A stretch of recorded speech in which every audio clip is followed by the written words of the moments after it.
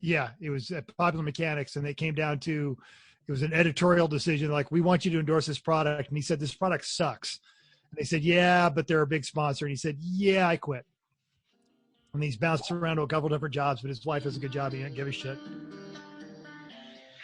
Not giving a shit since what year did we start this? It seems like so long ago. Yes. 3 years 3 ago. years ago. March. So it's It had to be in 2017. March. It was easily March. Yeah. We were so young then. Not giving a shit since 2017. Welcome to Everyone Racers, a show designed for the world of low-dollar racing and oddball car culture. It doesn't matter what kind of Lava Champ or Lucky Track dog you run, as long as you... Ooh, glasses problem. As long as, I know, Cool. I shouldn't have them on and then try. As long as you drive it hard and built it yourself. Don't you know this Join by us now? each week for tech discussion, tips, tricks, news and notes in the world of amateur endurance racing, and whether it's on the spot, hella sweet, or we're lucky enough, and Chrissy gives us just a tip, we're sure you'll giggle a little and learn even less. Everyone report to the paddock. This is Chris. This is Chrissy. I'm Jeff. And I'm mental. And we are Everyone Racers. Thanks for coming back and listening to a Lego 4-car transport episode of our podcast. This is episode 157. And if you didn't know this, and I didn't until I assume Mental put it in the list. Yeah, I didn't know Yeah, either. Lego Kit 157 was a 4-car transport truck sold exclusively through Sears in 1970. It cost $4.99. I'm kind of jealous. Link to a picture in the show notes. It's hella sweet. I'm opening and- it right now. If you have a good one in the box, Sell It's it like- on eBay. $235 on eBay. Wow. So do that right now. If you're not driving, do this right now. Go to the show notes, open up the bingo card, and play along with us. If you get bingo, take a screenshot, post it They'll up on send social media. you We'll give you a shout out. nothing. I'm just kidding. You Maybe we'll send you win something. Nothing. Maybe we'll I send you did- Maybe a something. koozie. A koozie. A koozie, or Koozies. as a minimum, a crisp high five at a race that one of us attends. There you go. Virtual high five. I was like a You Chris. know what? I'll Chris glove it. I'll glove it. P. And yeah. You'll be allowed to watch us on YouTube twice for the same price as one. Oh my Nice. gosh. We'll have to upload another episode then. Damn it. No, they watch the same Watch it more episode than twice. once. Same I don't episode want to twice. do that at all. Okay, let's move on. Come on. We got a lot to talk Oh, about what tonight. show working on? Chris, why don't you start? All right. Well, this weekend we went boating with the boat in the local lake, which is nice. Place is only 20 minutes away and good enough, so that was good. Watched Le Mans, even some out in the boat, which didn't work so well because the internet isn't great. But I held we the tried. iPad up. I moved it over. I was like, come on. What? We It had was like, some no, Le don't Mans. miss this. Don't miss this Yep. accident. And I'm like, oh, what happened? And we puttered around the house doing little things on Sunday. Like I washed both the NSX and the Mercedes. During this week, I also started work on cleaning out the garage. Like made some nice progress and like throwing stuff away that I'm not going to use. Or like one of those things, like I went through the hose box and said, nope, nope, nope, nope, nope. No, you know, that kind of crap. Yeah. And I also, does understand anyone- what you're talking about. I've just never actually. So done it. the Yeah. 7 frame is available now? No, it's sitting there nicely. Don't worry. It's fine. But I've got It's rid of a lot of great other crap. shelf. Come on. It only has tarps on it. So And the, gas cans. and gas cans. That's it. So anyway, Fine. also if anyone needs a aftermarket high flow catalytic converter for a Miata or a Honda, let me know because I found both under my workbench. And Why did like, you they're tell too me? nice and I scrap. have a Miata. I thought you took the cat out I because it did didn't take the fit cat anymore. out. But I thought it didn't fit anymore, like because you made the floor bigger. Yeah, that's exactly what happened, actually. Right. So I thought of you and said, no, Jeff can't use it. So, Does Jersey do emissions testing? Not that old. oh, we do too. Okay. Yeah. By the way, I'm going to share the Lego car here so everyone can see it. Only the people that This can is see good it. podcasting right here. Right? for people Well, listening. I'm Keep trying moving, to- Chris. Keep I'm moving. trying to drive- In the minute, I'm also going to say today we took a half day and we went out in the boat because it was 80 degrees and we both had PTO to use. So it seemed like a great use of the afternoon. And frankly, it was. It was lovely. It was lovely. Nice. Jeff, what are you doing?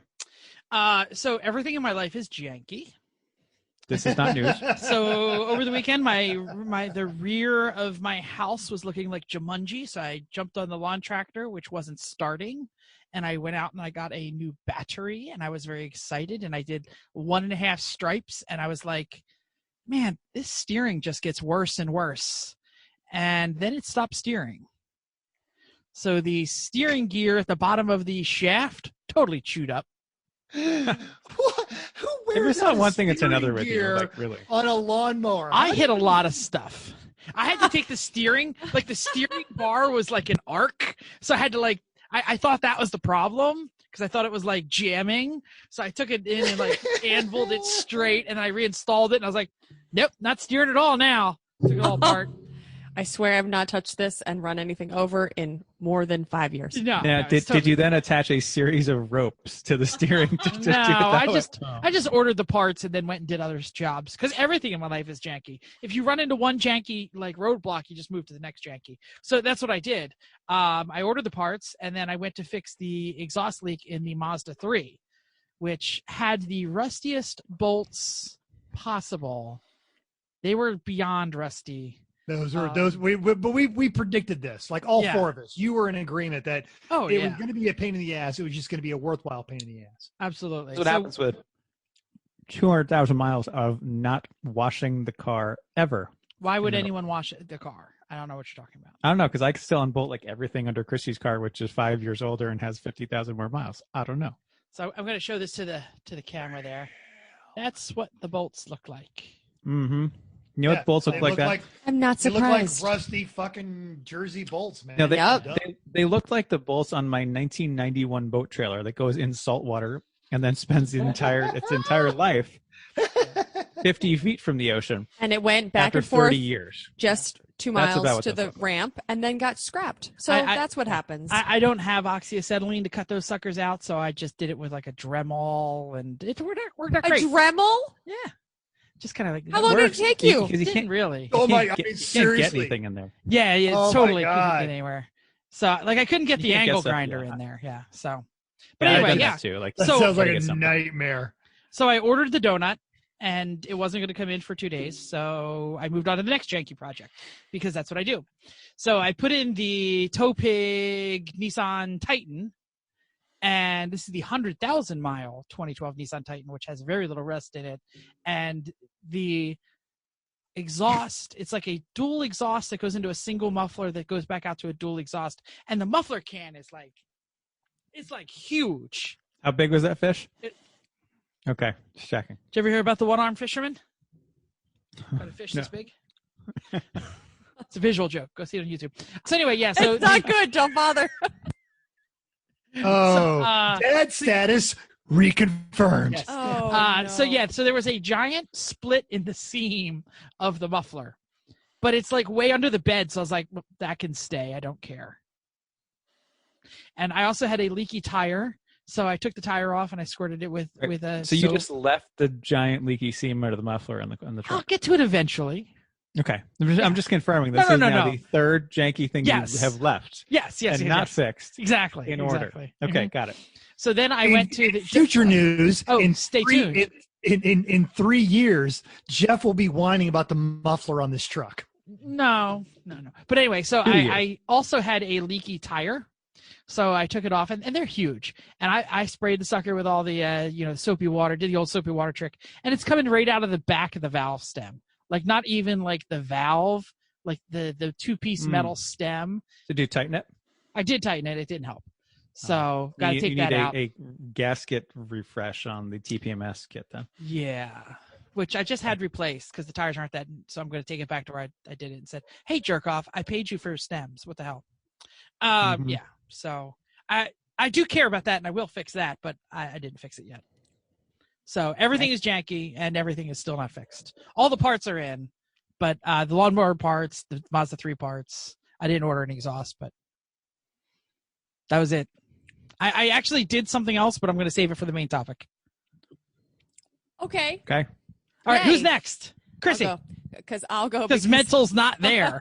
Mental has wandered away. Something getting shiny happened. Okay. We had also, as Chris said, we had a relaxing weekend, had some chilly time on the boat. It was actually really chilly. We were kind of lamenting the weather last weekend for the weather that's going to be at this coming weekend, which is going to be lovely. We watched a long race, caught some of it, but we also had the people we were supposed to go to attend the actual real race at Le Mans. They had a watch party, so we checked in with some of them. That was nice to see them. Had a party with the fam. We had them over. Seemed to be working too much because I work at home. What is it? You live at work? I live at work. That's exactly what it is. And then today we went on the boat, and I'm excited to have our team back together working on the car this weekend. So it's like old times. That's it. Pretty exciting. Mental, now that you're back, what would you like to talk about? I will not be joining you the work weekend. I am sorry. It's like 2,800 miles. That's kind of a good excuse. Yeah. I am packing for the butt. So this weekend I'll be joining Corey Dickman and the Ranwin Park Racing team, as well as the newly established Sorry for Party West crew. And we're going to be running Button Willow. I think we have 3 cars and 9 drivers. So there's basically, if you're not driving, you're going to be fueling. That's how we're going to do this. Yep. In preparation for that, drove down to Los Angeles and stayed with our friend Pantless Matt. Did some graphic work on the formal dual car Solstice. It photographs really great. If you look at it closely, it looks like 3 guys that worked their way through a case of White Claws applied all these graphics. It's not. We should mention that is Who could imagine? Our former Solstice that was the duo car is now multicolor. Is it zebra stripes? It is the wet ass Pontiac. Wet ass Pontiac. I love that. You've got the Fail Bird, Champagne Showers Porsche, and now the wet ass Pontiac. While I was there, Matt had a business meeting at 2, so he kind of we knew it was coming. He threw us out. I had my dogs with me because I drove down there. I'm still in Class B bachelor operations, and I figured, well, I'm this close to the ocean, so I would drive out to one of my little tourist traps I like to visit in California, Neptune's Net. Send some pictures to you guys of the mighty CLS on Mulholland, which was just fun. And then on the way home, finally used up all of the brakes. It is now time to put the other used set of pads on the CLS that I believe you installed in 2016. The pads you have on it now, we put on right before we did one lap. So we did all of one lap, another track day, a different track weekend, and like 50,000 more street miles. And they're stock OEM pads. Absolutely. Wow. And the miles, I mean, I commute in it mostly, but the miles that have been put on it here, it's also done an autocross and some other high speed. It drove all the way to Washington State and back. So yeah. So props Mercedes. That's how you make some brakes. The rotors on the car are larger than the wheels on the Civic. Just for reference. It probably cost as much. And they cost as much as the Civic. Yes, they do. True. And I've mentioned before, I've been bicycling to work, and the guy that's loaning me my current Trek bicycle really said, you got to get clip-ins. So I finally ordered clip-ins. Yeah. Got them installed. Did you wear them? Oh yeah, no, I put on the clip-ons. Hilarity ensued. How many times you fall over? How would you fall over? Just the once, but it was exactly like, and it was everyone. How bad was it? Happened. Not too terrible bad, but like as I'm coming there and I'm trying to kick my heel out, I'm like crap, and just roll with it. And I rather than trying to stick my arm out and hold it, I just kind of took the hit. And it's 7:00 in the morning, and some poor guy wandering around the streets of North Las Vegas goes, "Hey man, you okay? That looked like a really hard hit." Was this like a bum? Like somebody just walking by? You never knew who was walking by. Homeless person, Chrissy. I'm going to say transient gentleman. Fine, he doesn't listen to the show, so he won't. No. He really, no, not a rubber tramp. So, and that was it. And then, no scrapes though. Nah. Okay. I Well, did. I loosened the clips of my shoes. I had to tighten those up at work, so I knocked one of them loose. It is a terrible feeling when you know you're going over and there's nothing. And it's totally slow-mo because it's kind of like slow-mo, right? It is slow-mo. You fall over and you're like, it's happening, no! And then you fall over. I'm glad everyone told me that, because I would have like panicked and tried to stick my arm out. And that's how you break a wrist or do something stupid. And it, like, even, you know, as the leisurely gentleman came up to me and he's like, so you do this all the time? I'm like, well, it's first time with these pedals, but luckily I'm just used to falling down a lot. So I tried to go as limp as possible and roll like the meat of my back into it. So did that you guy's actually like, I fall down a lot too. Did you actually did you get your foot out in time? After I fell over and then click right out. Right. No, we've all done it. And I think one of the more recent times that I did it, I got scrapes, like serious scrapes. So it happens. See, I have like the Goldilocks like foot strap pedals that you can use with any shoe, and I never fall. And I had those. Clipless are better. They were great, but everyone kept saying clip-ons. I'm like, how good can they be? And it was totally worth the fall. It is, because you'll learn. I'm just do it again. As you get tired, now you can pull up, and it totally really changes the dynamics of it. Yeah. Also, I spend most of my time on the toilet on Reddit, which is really the only time I get on Reddit. But there was a guy posted in one of the subgroups how he had left his wallet at Cabo Wabo in Las Vegas, probably also not a listener. And they wouldn't mail it to him. So I had to pretend to go be his cousin today. That's hilarious. Go pick up his wallet from Cabo Wabo, and I'm going to You should put a E1R sticker in there and be like, right. To get this back, you need to be a listener. Go. Yeah. This was what sub was this? Wallets Gone Wild? Was that what it was? Vegas locals. Vegas locals. Got it. Yeah, it's a Facebook group and a subreddit. So, okay, so that was what I did today. Notes. Michael Jordan, yes, Air Jordan, in addition to his other business ventures, is now getting into NASCAR. The principal owner of the Charlotte Hornets and a North Carolina native, if you did not know that, is partnering with Denny Hamlin to start a single-car NASCAR effort in 2021. And since you have all the money in the world, you can go out and hire petty enterprise driver Bubba Wallace. This is a quote from Michael Jordan. I've been a NASCAR fan my whole life, Jordan says. The opportunity to own my own racing team in partnership with my friend Denny Hamlin and to have Bubba Wallace driving for us is very exciting for me. We've all discussed it here. NASCAR has historically struggled with diversity. Been a few black owners. Jordan said the timing seemed perfect as NASCAR is evolving and embracing social change more and more. He said it's worth noting that the last black man to own a full-time race car team in NASCAR Premier Series was Wendell Scott, who owned and raced his own car in the 60s and early 70s, portrayed Richard Pryor classic 77 film Grease Lightning. Also, there's some great podcasts on the Donut Podcast that is much more factual than Grease Lightning. So go to the Donut Podcast, check out the story of Wendell Scott. Absolutely. On the subject of things that will make NASCAR more interesting, according to The Athletic, the NASCAR Cup Series will compete at Circuit of the Americas in Austin, Texas in 2021. Ooh. And the All-Star race is moving to Texas Motor Speedway. Now, NASCAR has not confirmed that report as of our recording time, and the Circuit of the Americas CEO, Bobby Epstein, declined to comment on the article that we've linked on Auto Week. Declined to comment, but they have Epstein, who is the current chairman of NASCAR, has promised the NASCAR's 2021 schedule is going to have new venues. Part of that was like just the excitement of them running the road course at Daytona. I loved watching it. Daytona was great. It was great. And I think the drivers are also enjoying this kind of new challenge to it. So just to refresh your memory, Circuit of the Americas is a 3.426 mile, 20-turn road course opened in 2012, the Formula One date. It hosts the IndyCar Series in 2019, hosted the World Endurance Championship. I've been on it. The Champ Car likes to go out there. World Racing League holds there in there. So it's a great thing. You've also had V8 supercars and a lot of track days and stuff. So I'm looking forward to seeing NASCAR's in Turn 1 at COTA. That's going to be awesome.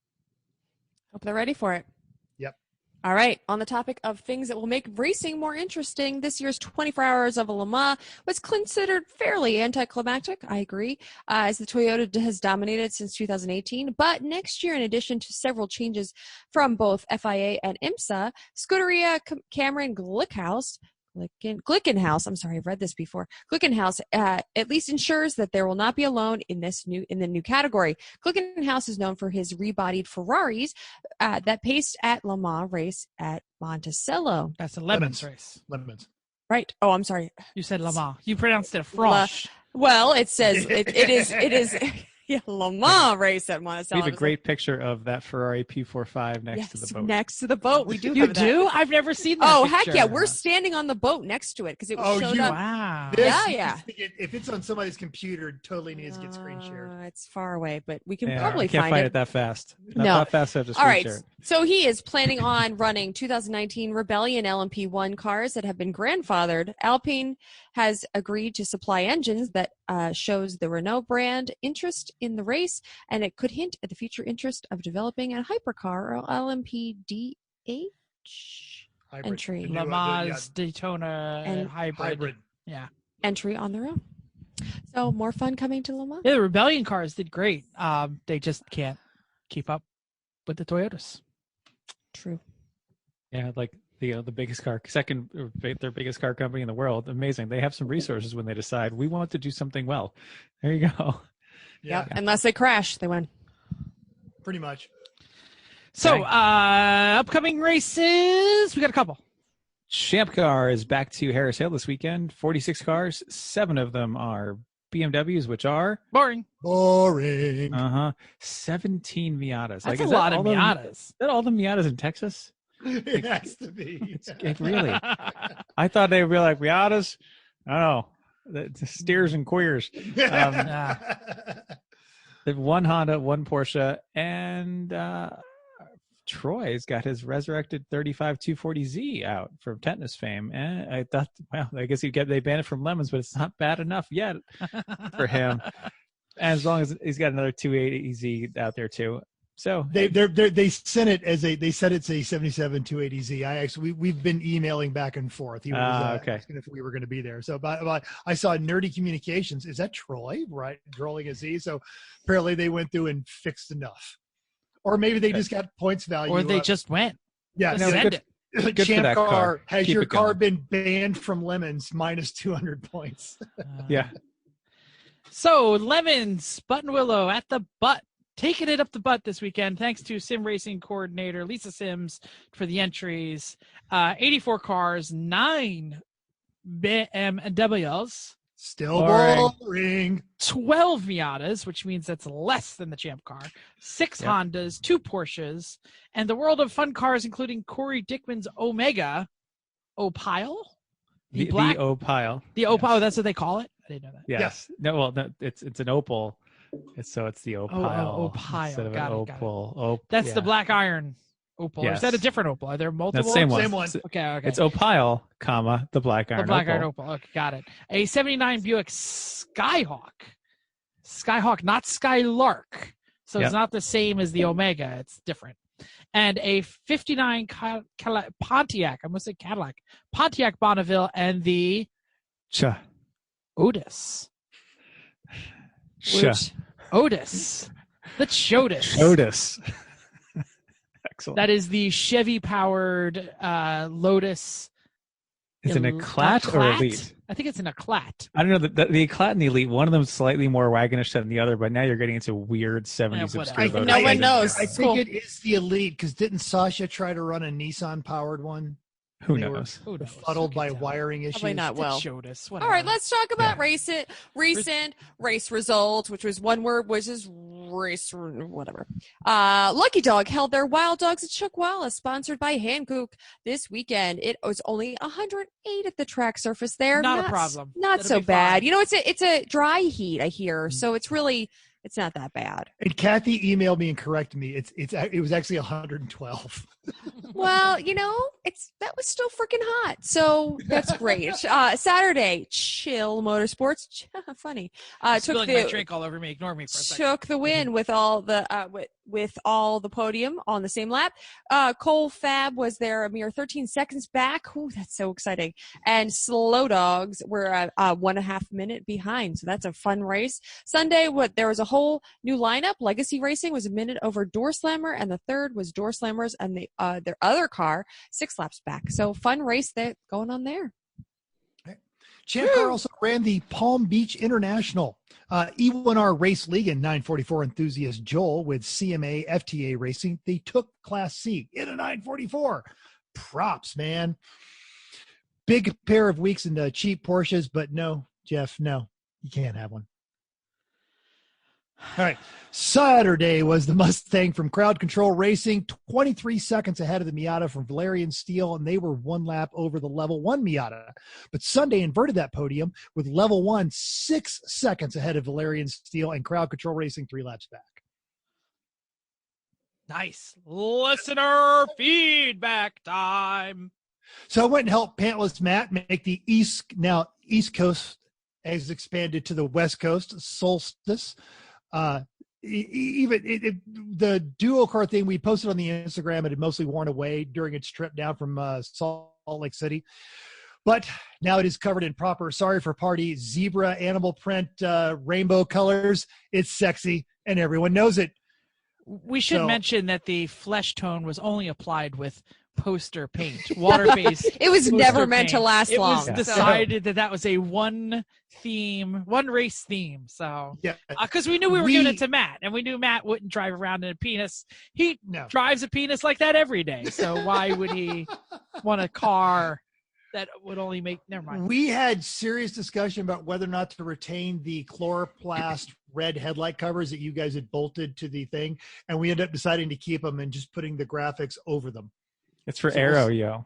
Yeah, exactly. Those holes are huge. Yeah, they really are. We'll see how poorly that works out. Yeah, and you don't want a gaping hole in the front of your. Never mind.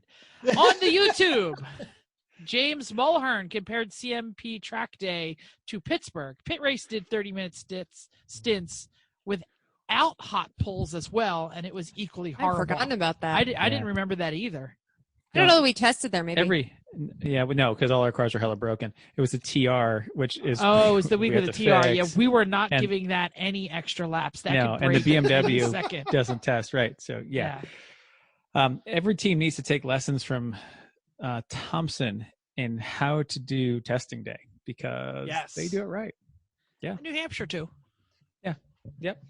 All right. Back to episode 155. We got this. Hey, new listener, Victor. This show is recommended to me, and it's quite interesting. We raced at Thompson and Lemons the past 3 years. Love your show so far. Hey, Victor, whoever recommended this to you, stop taking their advice. Ignore them from now on. They make come find us at New Hampshire this year. Thanks, absolutely. guys. No, I'm sorry. No, Thompson. Never mind. If he's at New Hampshire, but yeah, never. If you're at New Hampshire, come find us. We're going to be at New Hampshire. Yeah, we're going to be 3 of us at least. So if you're around, Victor, stop by. We'll give you a koozie and a sticker. There you go.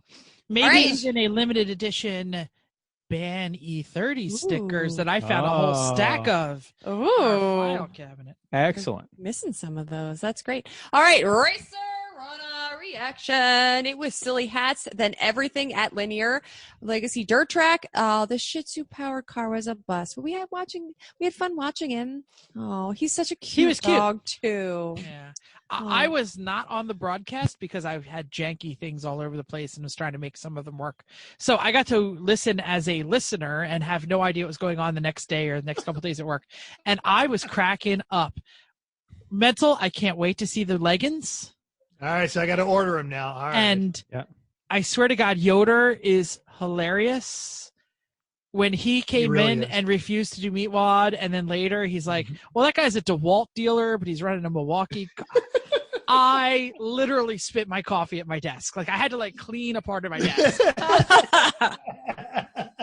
Yeah. And so, you know what? We actually, on this topic, we have gotten some racers. And we're talking about E1R race next up, but if you listen, hopefully you're a new listener to our show if you've raced, because we had one who heard us from the broadcast. Lemons podcast, or heard us from the Lemons race, and then joined us at our race. So he better listen to the podcast, because the only reason we're doing that is to spread the word about the That's damn exactly podcast. He's got nothing better to do, apparently, because he's racing with us and Washington Lemons broadcast. So, yeah. I actually enjoy, I for the same reasons a lot of folks enjoy racing the E1R race. It's not racing. It's just a clown show in virtual space, and it's fun. Before we get on to the E1R race, I want to mention another racer Rona reaction, because we plugged it the other week about the California Clash. You make it sound like you're very serious with these. When I wag the glasses, right? Is that I feel like an old man because I need them and then I don't need them. Anyway, I'll throw them down, Chrissy, if that makes you feel better. So we should mention the California Clash. The California Clash is run by Bearded Sim Racer. Go check it out on all of his Instas and stuff. Racer it's on Lemons tonight, isn't it?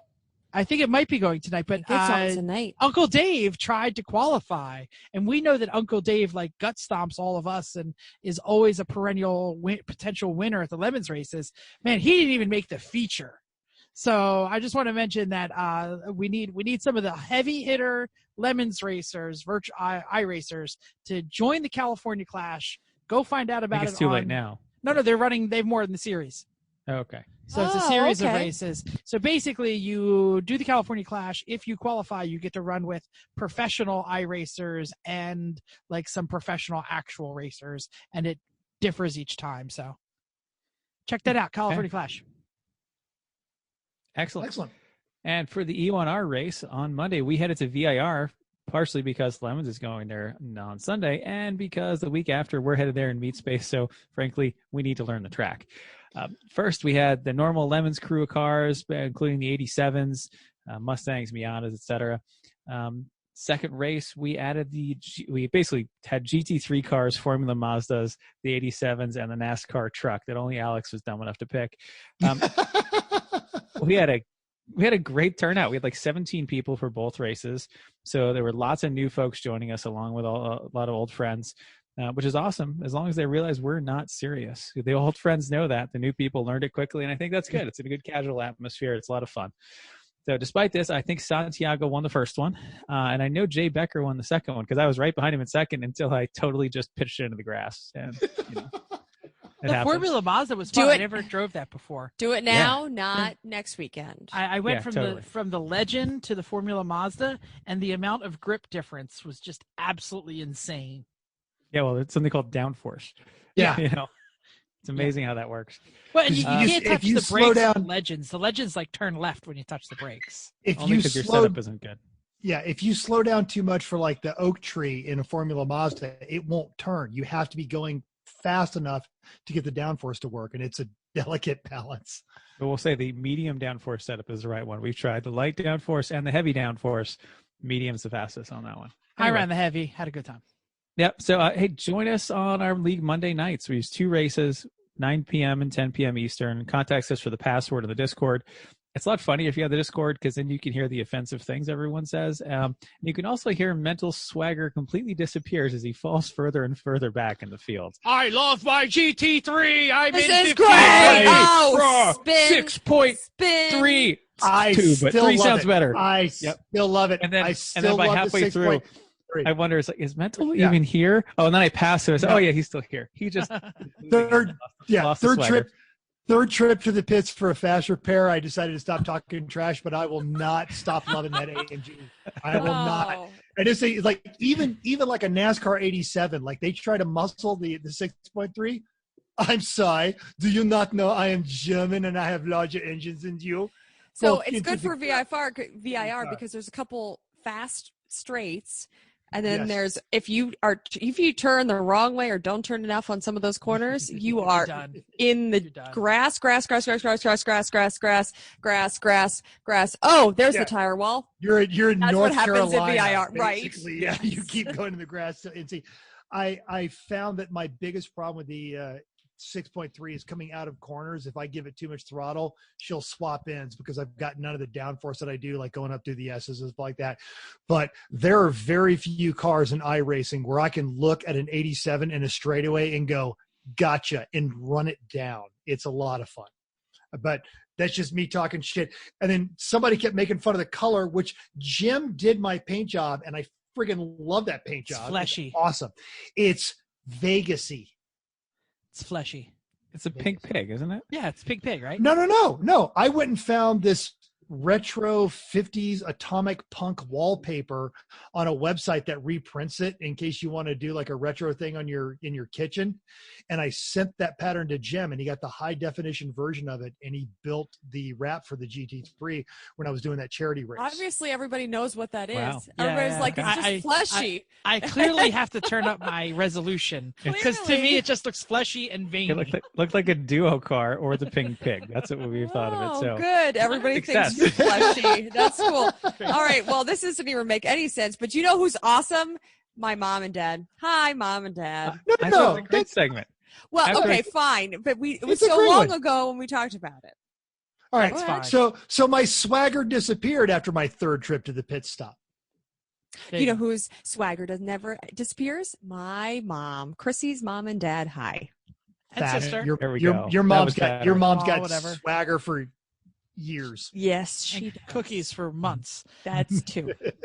Main topic time. It's a classic trap when we all start doing this job. You try to brave this hobby, pastime, addiction alone.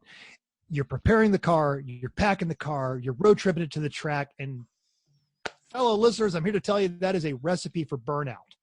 The key to making this work are what That was like Chrissy was 5 shows ago. Is the burnout one. So listen yes, to that one. it was 5 shows ago. Chris and Chrissy have really worked out the perfect art of a work weekend. They are a great way to get your team physically invested in the car. You get those communication lines open. You get a rhythm of the team, how you folks are going to work together, what kind of contact works there. And just honestly, having additional people look at the race car before it hits the track, that's going to help spot problems before they rear their ugly heads during a race weekend. And God's honest truth, they are just hella fun, done correctly. And we're going to talk about how to do that correctly. This weekend, I drove all the way out. Well, Matt kept saying, dude, you drove all the way out to LA. And I kept saying, dude, I have a Mercedes and there's just a lot of straight desert between here and there. It was the dogs were happy. I was happy. So we went up there because we were preparing for Button Willow. I haven't had a chance to work on Corey Dickman's Omega. I feel terrible about it because I was restricted in California because of the Rona. I haven't been able to make it back to 3 p.m. headquarters for a work weekend since last year. And I felt like my karmic debt was really out of balance and I wanted to go do a work weekend. So I drove out there and Matt worked really hard to make this a fun work weekend. So we're prepping the Pontiac Solstice, which has now gone from the duo car to the wet ass Pontiac. Corey is bringing the Omega and there's a third car I don't know of. We've talked about the entries for the butt. Chrissy, you guys have raced Button Willow, haven't you? It was a long time ago. Yes, we ran. Actually, Spank, right? We ran with Spank. It might have been the first. I think it's the first. Chris is running back. The first race we went to California for. So it was It was 2012. Probably 10, 12. Yeah, it was 12. also our first arrive and drive that we ever did. And that was the Class C Onslaught, where we were actually racing with Jesse Combs on our team. I was going to say, that was and Jesse we Combs. went 4 Yeah. really terrible cars. Yeah, we won IOE. We were At that still point- new to the whole game though, and it was Yeah. but hella cold. So That was ass freeze. so cold. After that race, we were in a weird spot that of all the races we had done, we had won IOE more often than we had not won IOE. So, yeah. We had lots of broken cars, but at the time the facilities were terrible. So I don't know if they're much better, but they're not. I've been out there with Vera. I'm bringing my RV. Corey's making fun of me because he's like, the showers at Button Willow are outside. That's awesome. And I'm like, that's not awesome.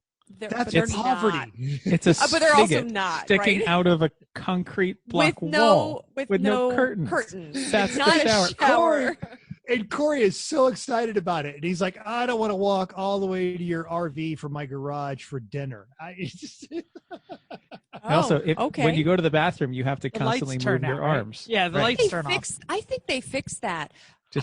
He starts the cartoon. Well, pooping you know at what? Buttonwillow. But Mental, tell us if that's changed. For some reason, I thought that they had adjusted that when that meme went out last. They thought they fixed that, but so funny. For those who haven't seen, seen, I used it. It was during the day, and they like the concrete blocks don't go all the way up. So Yeah, you get enough sunlight. I thought they were still. Oh, they Yeah. might have taken. Oh, no, so you're probably closer. But if so anyone on YouTube wants to see the cartoon, I'll redo it right here. Pooping at Buttonwillow. Oh, it's red. It should be black. Sorry. he's still That's weird. It's He's your not going finger. to do this. He's There not we going to do this. This works really well. He also didn't link successfully last week to Chrissy's packing video that he said he was. Right? Oh, me? Yeah, but we're going out there. Lisa Sims is going to be the Lemons coordinator. We talked about her earlier, so it's always a lot of fun with Lisa. She's the antisocial person that really loves her Lemons racers, so we're looking forward to that. I think Pagel's going to be out there making everybody's life miserable. So I am eagerly anticipating massive. The Omega should be really well prepped and sorted. It's run a couple of events. It is also in zebra striped rainbow sorry for party livery. So if you're going to be at the butt, come find us, have the beer. I've only got like 6 stickers left. So, but maybe you need lots of water there because you're in the desert. Yeah. And super dusty. The dust there is like this fine dust that just gets on like everything and never ever gets off. Yeah. Yeah. Yes. So at this work weekend, we were gonna get to the alignment, and then a pack of White Claws later, we decided to grill out steaks, and we were done for the day. And then we got up and hit it pretty hard Saturday morning. And then Matt had some stuff going on, which all leads into planning and feeding and watering your crew, which we're going to talk about later, because we're going to go into talking about Buttonwillow to how to make your work weekend successful. All right. Did Matt tell us about his plans after the podcast or during the podcast last week? After. Okay, so we'll just skip that right there, and I won't ask the question I was going to ask. Yes. So back to making your work weekend successful. We have some pointers. About a week ago, Chris texted me and says, "Dude, do you got all the parts for the Z? We're working on the Z like in 10 days. Get the damn parts." And I have piles of parts. I have miles of parts. There were a couple that are really critical. But I was missing some critical ones, so I ordered those puppies up. And this is what I want to talk about. You need to plan ahead. You need to not be missing that critical little item that's going to stop the work. But guess what? You're going to be missing that critical little item that stops the work. So you need to have more parts and more plans and more hours and more things for more people to do than you think you're going to get done. So I was packing the truck today, and it was like freaking Christmas. If you ever want to have a really good time, order parts for an LS swap for like a year and a half, and then just pile them up and pile them up and pile them up. You will totally forget what you bought and what you didn't buy. And then as stuff from Wish, and then you order stuff from Wish, it'll still show up. There'll still be time. I found so much crap. I was like, damn, I thought we did that already. Damn, I didn't know I had that part. So we have so many parts for this car like you would not believe. Chris, the oil pan might be the most beautiful thing I've ever seen in my life. We definitely need to rattle can this thing black, or else they're going to point at that. Who's going to look at it? they're not going to see it. They're going to open the hood. But you can hug it. See the 4.8 liter truck motor and go boring and put us in A0. So yeah. I think I feel about this oil pan like Mental feels about the Mercedes. It's that nice. Okay. Anyway, so yeah, as long as it works. Yes, it should work. We hope. We don't know. That's the so point. really, That's why we went with a good one. Let's go back to what we were saying. Bring more everything. Bring enough work. If you're in charge of getting the project together, have more parts, have more work than you think can get done, because you never know what kind of roadblock you're going to run into and need to kind of pivot. So, kill switches, gauges, mirrors, these things are all packed.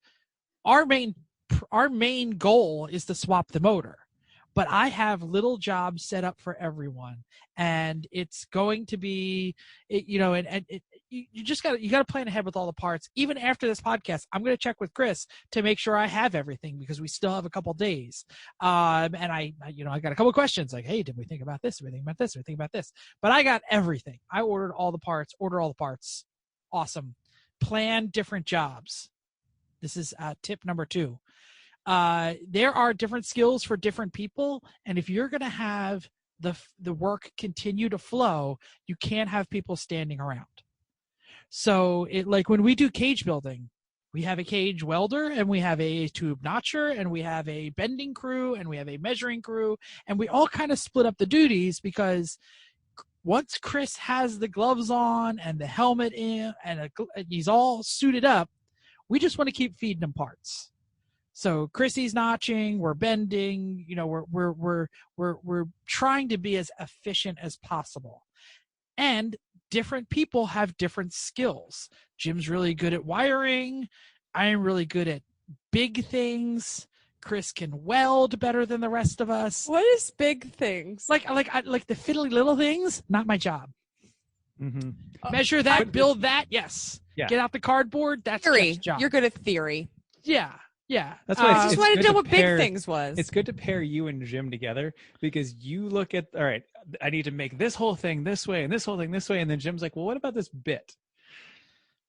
Yes. And you kind of, it forces you both to be better. And it's nice. I'm not detail oriented. He's all details. Right. So he won't see the forest for the trees.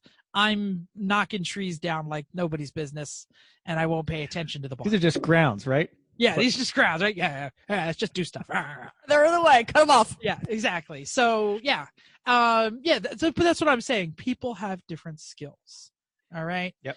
Totally. And think about efficiency. You can't have 10 people working under the hood. So have something inside the car, have something in the back of the car, have something on the bottom of the car, have something on the top of the car. Spread your people out if you're having a lot of people. Now, we're not having a big weekend. We don't have like a 10-person weekend, but we have had those 10-person weekends where we've made sure to even have like, oh yeah, and Chrissy's mom's car needs a brake job because sometimes we're not even all going to fit on the car.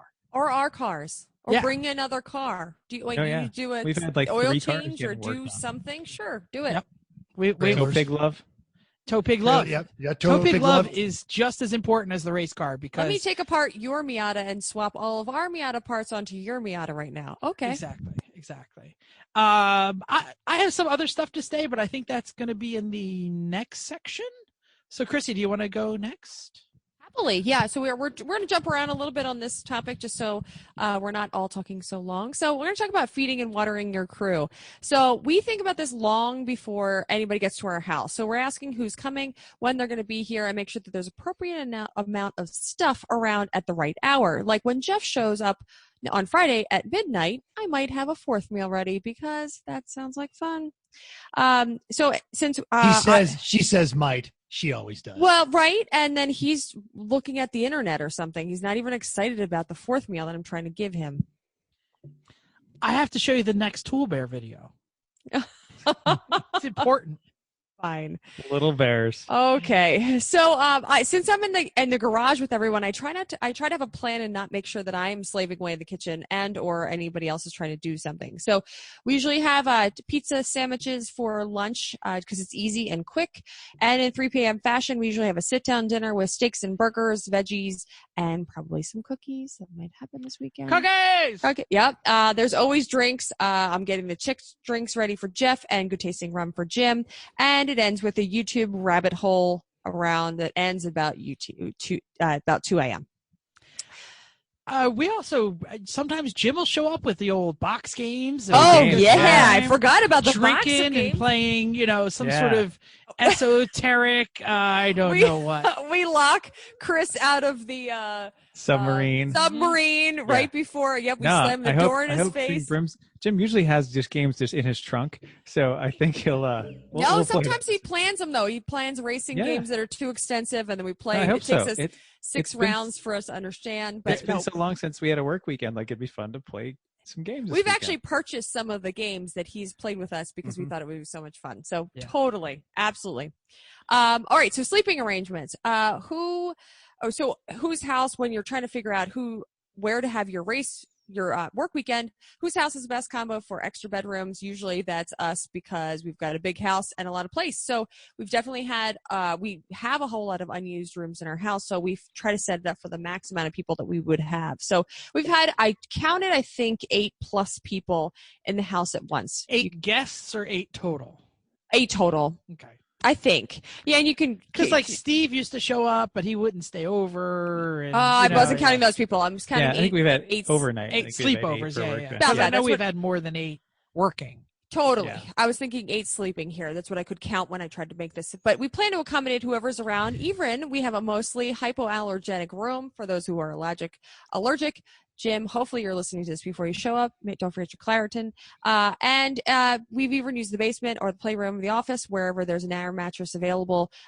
People slept on the couch, whatever. We try to accommodate. We give everybody beds or... I've done the couch. I like the couch works. Oh, the one couch is amazing. Like, it's better than the bed, really. But anyway, so that's sleeping and watering. We try to make sure that we have plenty of drinks for everybody and food and all that good stuff. So I'm going to jump to the garage about the cleanup plan. So the idea of when you're in the garage and how you're going to clean up, right? So you've had this whole garage weekend and there's tools everywhere, and how do you clean up? This is kind of my jam, especially in our garage, but I also do it in other people's garages, but whatever.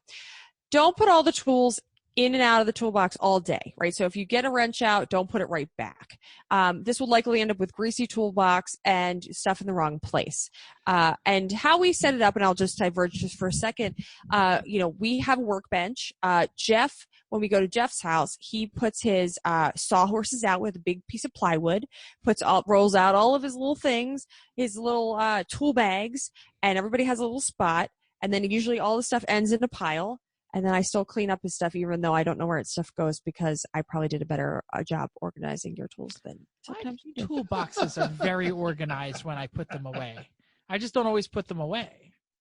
Okay. Either way, I'm just saying. Everybody has their own way of organizing. That's what I'm saying. So, but making sure that you're cleaning up before you're putting them away is what my jam is here. Most of the time, when you're working on one car, it only requires a certain tool. So the Honda only needs a 10, 12, 14, 17, 19 Phillips JS screwdriver. Have a designated place that the tools will go after when you can find them. All in one big pile, totally fine. But don't put them back with all the rest of them, so you have to keep having to dig all the stuff out.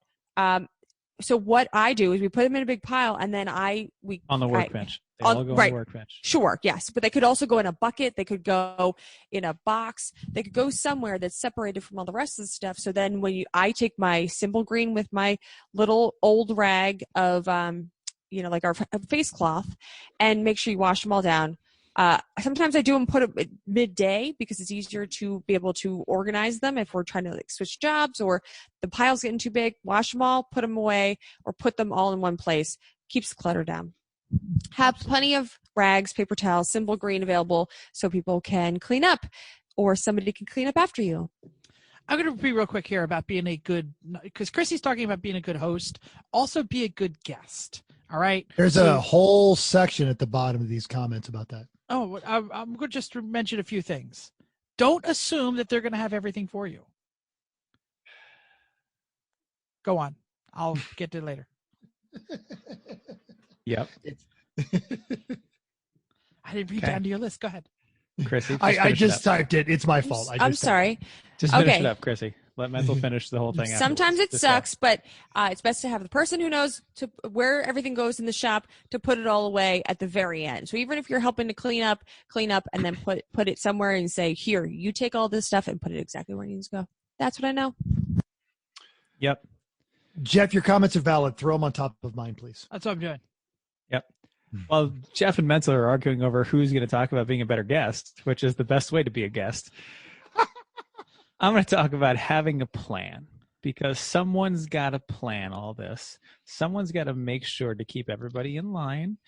Someone has to make sure that no one is standing around with their thumb up their butt, even if it's cold, with nothing to do. Sometimes you'll also be the AS, what we called adult supervision. I'm getting there later. Yep. Okay. You've got to maximize everyone's time and their productivity and the results. Yes, I manage people at work. No, I'm not sorry. Anyway, start with your goal. Figure out what you want to do. work backwards, but be realistic about it. What can you really get done? So think what you'd like to get done and probably cut it in half, but get the bigger list anyway, just in case. Because like Jeff said, you're going to run into weird things that happen. You're going to need to pivot. So have backup plans. Like Jeff said, have all your parts, but also all your fluids, all your Good thought. tools, right? Tools that you think you might need, even weird stuff. Like think ahead. Like, do I need a weird specialty tool? Do I need anything unusual? Make sure you have it. Again, try to get ahead of anything that's going to slow you down, because you have a plan. You know, or you have a pretty good idea. You never know everything. Have all the gear you need too. Just everyone who's going to be working with you, have a set of gloves. Does everyone have safety goggles? If not, go to Amazon, buy a box of cheap 3M ones in bulk and just litter the shop with them, because if they're everywhere, no one has an excuse not to throw the safety glasses on when they need to. Make sure you have consumables like brake cleaner. Go to Walmart, get the brake cleaner, grinder wheels, Harbor Freight. There you go. Just buy plenty. Don't let that slow you down.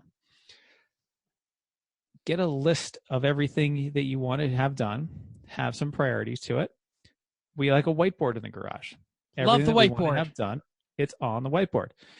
Not only does everyone then know what has to get done, everyone gets the satisfaction of removing things from the whiteboard as the day goes on, because everybody loves that. And if someone is finished with the job, they're not sure. Sometimes people write something down just to cross it off. And I'm not pointing at any specific square here. Somebody's very into that.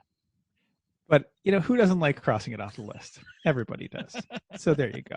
I would, the other thing I like about the whiteboard is if we're both doing something in the engine and I can't get in the engine because somebody else is in the engine, I'm like, all right, well, I'm sitting around with my thumb up my butt. Oh, okay. This thing needs to be I can done on the also back. go do that. Yeah. It's a lower priority, but I'm maximizing my effectiveness by doing it when I could be doing nothing. Exactly. If someone's idle, they just go to the board, find something else to do, keep working. So that because what's the point? We can all stand there and stare at each other and stare at the race car and drink beer anytime, but that's better to do when the car's mostly done, as opposed to Friday night is completely done. Actually, Saturday night is the best time to do that. Is to sit there, drink beer, look at the car, and go, "Yeah, I think we're good." Yeah, it's all good. Exactly. And you get to that point Saturday night and Friday night and Thursday nights at the track by doing it at home. And I'd always rather work at home, where I've got every tool I own.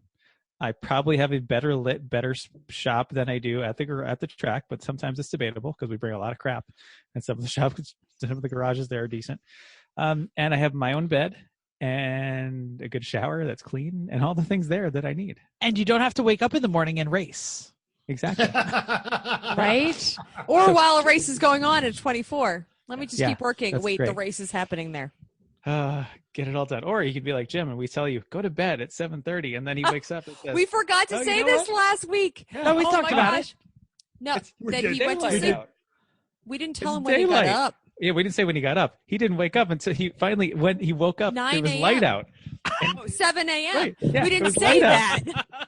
It was light out. He's like, well, I guess I didn't get the car together. So Jim's experience at the 24 was he got 12 hours of sleep. Jim's experience Seriously, we ended the show. And Chris and I was like, oh, wait, we didn't say when we woke up, Jim. Yeah. Oh my God. That's hilarious. I had no idea. He paid probably money to get the first time he's ever got 12 hours of sleep, probably since Right? Look, He missed all of the 24 experience, though. Like all not of the the first time someone has paid an entire race fee to sleep in the RV. Yeah, but usually Jim was, it's because it's their fault. They're too effing drunk. Nope. to Jim wake was up. totally sober and was like, sure, I'll go take a nap. And then he says, I woke up, opened my eyes, and he was like, wait, is that like Is that somebody shining sunlight? is somebody shining a light in the RV? Wait. And then he's like, wait. That's the sun. It's morning. Well, poor Jim probably hasn't gotten 12 hours of sleep because he got his bachelor's and his master's literally at the same time. But he lives with Yeah. like the son, the college son who's sitting at home Right, going, right. Rona, I can't go to class. And Yeah. plus Jim is one of those guys that, like, you give him something to do. Oh, he's working on it till it's done. Yeah. And- So anyway, and we so- forgot that digress. story. We last time. forgot. Yes, this is important. So Uh-huh. he's like, this is the best race weekend ever. I'm rested. Anyway, so when you've got all your tasks on the board, make sure you've got a list of the things that have a variety of skill levels so everyone can participate, especially if you know who's coming. And you might have some person there that the best they're going to be able to do is things like Paint. put tape over the lights, clean things, paint things. You know what? Great. Someone needs to do that too. Have something so that they can participate and feel good about it, just like everybody else. So they don't feel like they're in the way or there's nothing they can do. If you get enough people, you're going to need some roaming adult supervision to help guide everybody else. I love that. If you get people working on projects that are a little above their skill level and pay grade, they probably can do it. Which, if they by get the someone way, guiding them. is one of the greatest parts about Work Weekend, because the reason that I can fab the big stuff so well is because of that damn Workberg. Because well, it's been everything since then too. Like no, but I know, but it was like so I don't know how to do that. Nobody knows how to do that. Do it. You know, when I said, Chris, how are we going to put the boat on? You're like, I don't know. I have a plan for that. Go ahead, figure it out. We're gonna cut a hole in it, and we're gonna put some stuff under it. I don't know. Right, well, exactly. And a little bit more of a specific thing is you knew that a fan needed to go on the Civic and you had other stuff to do. And you're like, all right, these are your requirements, Mental. And it was probably the slowest fan fabrication in the history of all of them. And then it all got ripped out immediately after it was all done. But I learned a lot. We didn't know that it was too small at the time. We didn't know. We thought it would work, but oh well. Yeah. You get better by practicing. If you don't believe me, totally. Look at the hood of the Civic. Yeah. And he was willing to gamble on, you know what, I got other stuff to do. Mental will take twice as long to do this, but it'll get done. It'll get done to an acceptable level of quality, and Mental will learn something. And having people do stuff like that is still better than the person with all the skills trying to do everything while everyone else doesn't. Sits around with a thumb up their butt. Exactly. I think that's going to be the title of the show. Thumb up your butt. Don't sit around with a thumb up your butt. How to avoid a thumb up your butt? I mean, you got to switch them once in a while so that they're both warm. Goodness, stop. Keep moving. Come on. So anyway, keep everyone active. Sometimes you need one person not actually doing as much work because they're giving everyone else guidance to keep everyone else working. And another thing is you're probably going to need a runner at some point in the day to go get parts, supplies, whatever. Try to wait until later in the day. Don't go out like, oh, we need one thing, go. Because you're probably going to need something else. So wait, get a little list, but before you're completely stopped. Write it down. Send the person out, give right? people pictures. That's what the whiteboard is for, right? Or send text the pictures and part numbers. Also be aware what time your parts store closes. Like our local Napa is 3 minutes away, but it closes at 2 on Saturday. So otherwise you got to go 15 minutes away to the Napa's usually do the advanced zone, right? So anyway, I like that. There's your plan. Be planned ahead of time. You'll get so much more done. You'll be happier. Mental, you got some more. So I was flashing back when you said have someone who's ready to be a runner and make sure everyone has enough skills. There's a great scene in Gone in 60 Seconds, and this will only take a second to say, where they're all talking about their skills. And this guy's electronics, and this guy's computers. They say, well, what does that guy do? He says, well, that guy is Fred, and Fred can run for pizza. And they said, well, we need to eat, so bring Fred along. So don't discount Fred. You need a Fred. Discount Fred. Notes. All right. So I have never hosted a work weekend, so I'm going to comment on being on a Riven wrench. And something like I think it was the first time I took the VFR. Yeah. So once you did, which was still pretty cool. From Atlanta to Pennsylvania, everybody. Yes. In a day. Yeah. Yeah. So think about, and I'm going to say this, what do your hosts drink? Bring that. What do you drink? Because if you're the only one that drinks it, don't make your host buy it. Now I say that because I brought a bottle of bad rum. Chris and Chrissy had much better rum than that. And then I brought a bottle of tequila, and Chris and Chrissy had bought a much better bottle of tequila. So that's the skill level that they're hosting. But I was trying to be considerate. I'm sure we enjoyed it all. None of it got poured down the sink. No, and I think that episode, that was a St. Patrick's Day episode. I think that was live. We definitely did a live usually. Yeah. And this other thing is every now and again, if you can, look, just pick up a tab. All right. There's going to be pizzas, or, hey, I'm making a taco run, whatever, or you're going to the parts store and just pay for something every now and again. Even, it's a little bit animal farmy because everyone contributes to their level. But if you pick something up every now and again, everyone notices. And that also does it spiritually, financially, and physically invest you in the car. So when you're on the track and you look at that low probability pass and you're like, oh, God bless it, I paid $130 for this axle. You know what? I'm just going to get them on the straightaway. And it makes you a little bit more. Chris, did the axles cost 130? No. The one mental did. And I gave him the refund. The one that didn't work. Right. The ones in there now, a little bit more. A little bit more. They've been in there for a year and a half and perfect. So. By the way, in case you're new to this sport, racing is freaking expensive. Oh, God. It's so expensive. Heroin is cheaper, but you meet better people racing. Love that. This thing is when you're rolling into this environment, it is not your work rhythm. If you're this hardcore A-type, I am at work friggin' hacking away on the computer at 7:01 every day until 5 o'clock every day, and you get in there and it's like, I'm just going to throw this out there like a Florida man vibe. Hey, man, it's cool when this gets done, but we got a hard stop at 11 o'clock because we're all going down to the burger joint. You adapt to that. It's not your rhythm. It's their rhythm. Do as much as you can, but you're not trying to go in there. And that goes into my point of you're the irritant. You're the outsider. It's not your shop. It's not your garage. It's not your car. So do what you can. Be a positive member of the team, but you're not the one calling the shots. So suck it up. And Jeff's going to talk about that in a second. Sometimes do your research beforehand. So say like you're doing a KA24 swap into a 91 Honda Civic. Look on the internet and see all the common pratfalls. And then usually you're going to show up and the car owner knows all that shit and it's all just useless information. But at least you're speaking the same language. And be ready to learn. Be ready to get outside your comfort zone. And do some stuff and maybe screw some stuff up and fabricate something that is absolutely not going to work. But that is all knowledge. Hamsa loves to say that you always end up with a skill set after something like that. Minimize your impact. I love going to Chris and Chrissy's garage. I installed a trailer hitch in their garage while they were both at work because everything in their garage is labeled for dummies. Literally chisels and things to hit them with. That's a label on one of their toolboxes. So I always found everything I needed to do. You put stuff back where it belongs. Now I'm a big person on putting it back in the drawer, but on work weekends you adapt. So if Jeff's got the table or Chrissy's already, no, just put it here. We'll take care of it later. So, but just not necessarily where it always lives, but where it belongs, where the work weekend is established, this tool is going to go. So Chrissy's comment about doing that.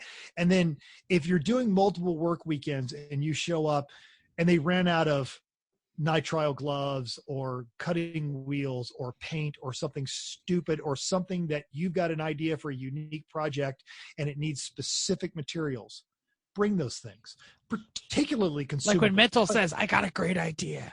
I'm going to paint this sucker like Godzilla. We were like, what? I'm going to bring all the parts. What? I don't know if this is going to work. Do black, Fantastic. green. I got a plan.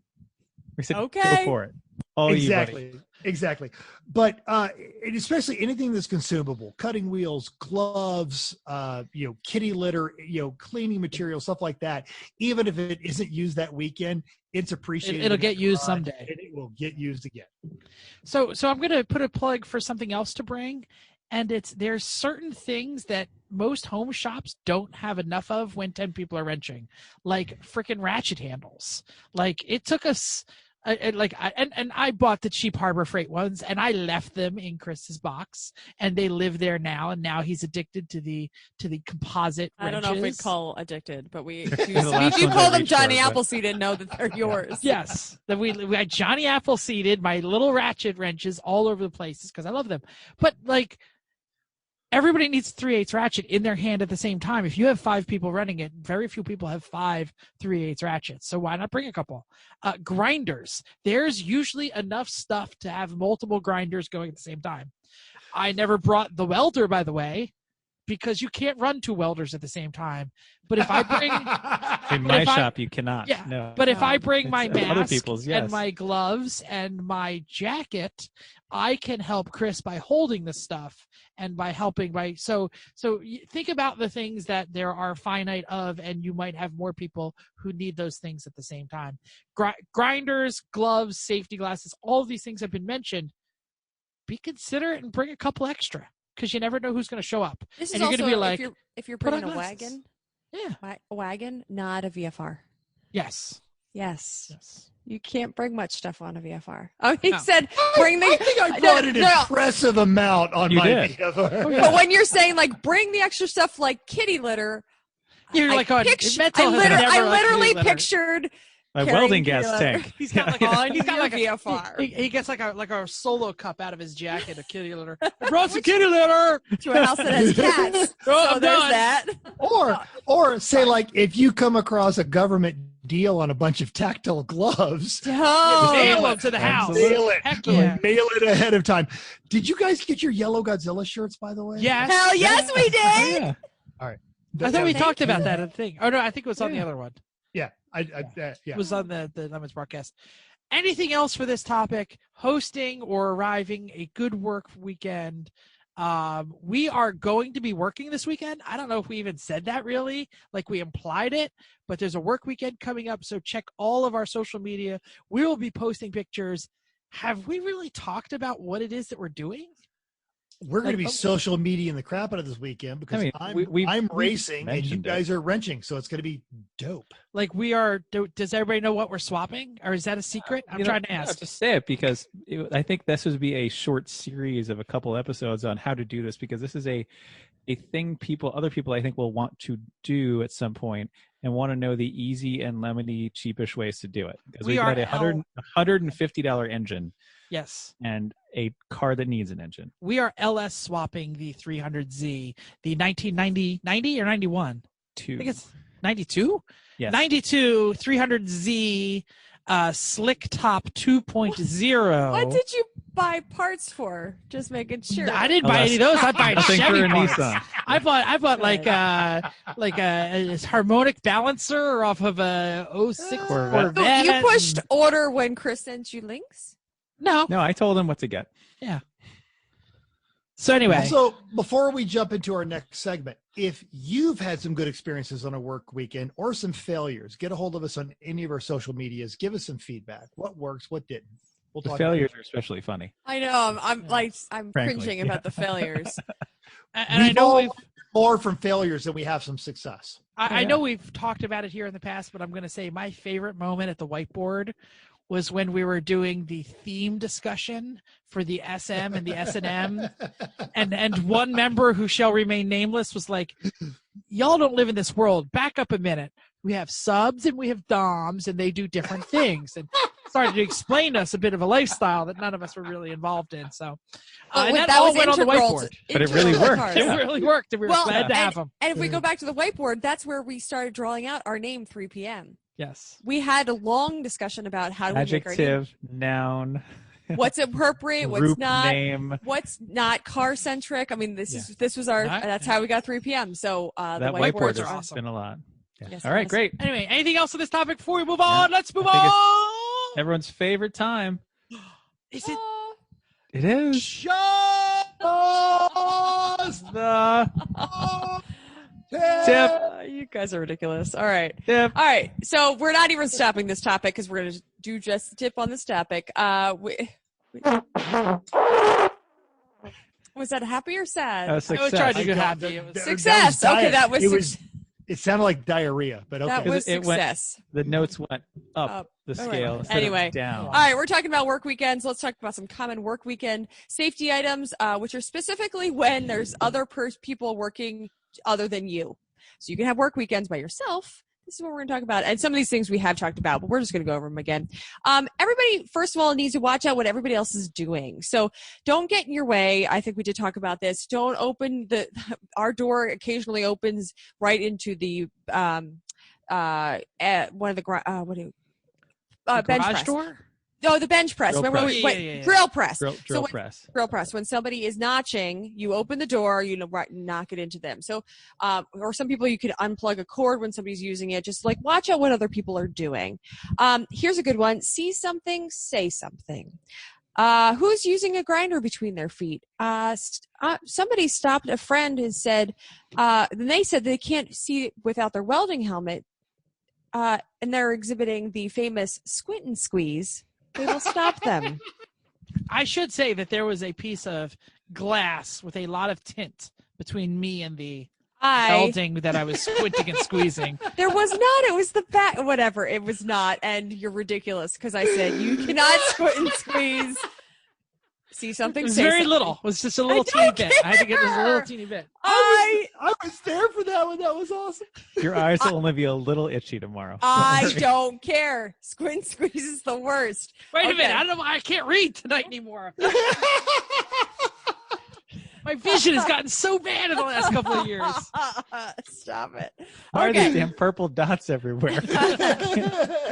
All right, so moving on. Wear solid shoes. I am totally guilty of wearing flips in the garage. Totally. You two are like safety flip-flop wearers. Well, all right. So, but if you're doing real work for the whole weekend, you're going out more than just working for a little bit, wear closed-toed shoes. And if you can swing it, something more substantial for that when your BFH falls on your foot and you're dealing with it. Mental. Even if you're not doing the heavy work, someone else is. There you go. It's a good point. You're going to lose It's a control really good of that point. tool. Yep.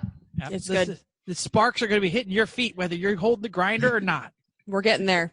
Okay. Always wear gloves and safety glasses. I know this is Jeff's jam here. I don't care if you don't have dexterity for what you want. It will save you from a cut or something worse. And most of the time you get used to it for 95% of the work. So just do it, wear it. If you need to do something, figure out what to do. Wear nitrile, get somebody with smaller fingers, something like that. But do it because it'll save you. And lastly, communicate. So when you're welding, tell the group. Even if you were welding, you stopped, and you're starting back up again, and everybody says, well, everybody should know that I'm welding. Just tell people. Like, it doesn't hurt. If you're cutting something and sparks are going into shooting at somebody who else was working in the car and they don't realize that the stuff is going to be shooting at them, just stop and tell them. It doesn't take anything but to say, hey, stop it! And then somebody knows you're playing. Sing the welding song. Sing the welding song. Don't watch welding. I don't know. I don't know. Welding. Something else to warn. Do I have a welding song? No, I don't think Yes. so. Oh. We have a song for everything. Whenever we're walking through the paddock in anybody's welding, you always go, This "Dog." Welding. Now, the Inglorious Bastards, they all sing that same song. Oh, I Dog. don't know. I'm going to go back to the actual topic for a second. Sure, please. Another thing to warn everyone in the garage when you're Please. jacking or releasing the car off Okay. the jack. Fine. Car going up, car going down. Everybody ready for that? Take a moment, breathe. Fingers on noses. Car going down, everybody. Car goes and noses. Then go down. You see Yeah. that? That was a pause. It's not car going down, clink. All these things just doesn't hurt to yell, even if there's music on, even if there's grinding on. You yell, whoever's around, hopefully they hear you. And if not, then they said, well, we warned you. But be safe anyway. There's a lot of things going on. Great tips. Good. Yep. Glad you like it. It's been a while since we've had a good, like, Sorry? car-centric. Like, because we've done a lot of, like, meet just the tips, but they've been, like, Well, that winter doesn't always, driving. Or it doesn't always bode for things like this. Yeah, that's fine. We're getting back into it. The Rona is not away. We are just feeling there's We're room in the doing some hospital stuff. for us. Yeah, Yeah. that's good. So Hospitals are thank- closed, so stop. Right. Thank you for downloading us. We hope you enjoyed this week's edition of Everyone Racers. We also hope you'll join us in the world of driving, racing, and building, because everyone can be a racer, even you. I totally forgot to ask. Does anyone know what we're covering next week? No. We mentioned a garage thing, but I don't know if we'll get That's there. true. Yeah. Whatever. I just it's Come part back of the next joke. week and listen to it. Part of the joke, you know. It's Got like, it. what are we doing next week? And everybody goes, oh, I don't know. If you enjoy this podcast, subscribe. It is totally free. Then go to iTunes and give us a 5-star rating. Or if you're watching on YouTube, go to the doodly-doo. Go to the doodly-doo down there and type us up a little word. Even if you hate us, give us 5 stars and tell us why. If you have any questions or show ideas, drop a comment on our Facebook page, Everyone Racers, or email us at everyone.racers@gmail.com. Find us on Instagram or Twitter, where everyone will say, I feel attacked by this meme. Oh. It's fine. Because it's true. Florida man. Where was I? Thanks again, and until next week, keep the shiny side up unless mental painted it like a lizard. Then just keep the white underbelly down. Stop button has already been hit.